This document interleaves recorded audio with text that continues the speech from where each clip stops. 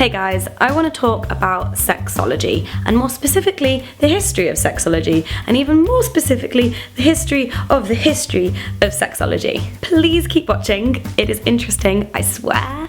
Or at least, I find it interesting. Sexology is the scientific study of sex which emerged in Europe in the late 19th century. A lot of old white dudes decided that they wanted to write about sex in order to understand it better and educate other people about it. There's this cliched perception of the Victorians that they were sexually repressed and really, really prude, and these sexologists were trying to eliminate their ignorance, and they viewed themselves as this progressive, liberating force. The first historians of sexology took these sexologists' self-congratulatory tales at face value, saying that the sex manuals that these men wrote had a positive impact on people's sexual knowledge, attitude, behaviour, and identity. But then we get to the 1970s and historians and philosophers start to criticise these old theories.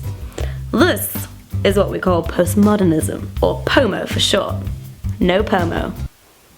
Actually, yes, POMO, because postmodernism is great. They said that it was impossible to understand the impact of sexology if you just accept its own evaluation of its history. Also, it turns out that the Victorians weren't repressed at all. The 19th century saw a discursive explosion around the topic of sex. Society had many, many different ways of talking about the topic in politics, in biology, in psychology, in law, in birth control, in ethics, in art. So many different ways, and sexology is just one of these ways.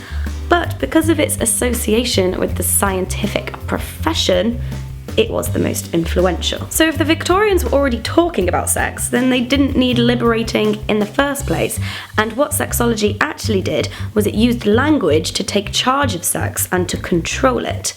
And so sexology wasn't a liberating force, it was oppressive. These postmodernist theories influenced a lot of feminist scholars in the 1980s, who argued that sexology was a misogynistic tool of the patriarchy. In the late 19th century, a lot of feminists were protesting against the double standard, which meant that prostitutes were blamed for the spread of venereal disease and not men who just had natural sexual urges that needed to be satisfied. What sexology did was it reinforced these ideas with the backing of science. It removed the subject of sex from the political arena and put it under the protection of science. So according to sexology and according to science, women are naturally and biologically passive, and men are naturally and biologically active. You can see why the feminists are pissed off. But since the 1980s, these postmodernist and feminist theories have also been criticised for being too simplistic and not taking into account human agency. No matter what we think of these sex manuals in the present day by our standards, what's more important is how the people who read them at the time understood them. What impact did these sex manuals have on people's lives, if any at all? The main question that historians are asking now is, are bodies and their pleasures independent of the ways that language characterizes them?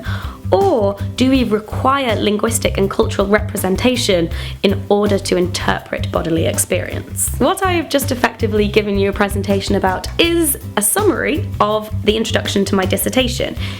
If you would like to know more, I uploaded it to Google Docs, and there is a link in the description if you want to check it out.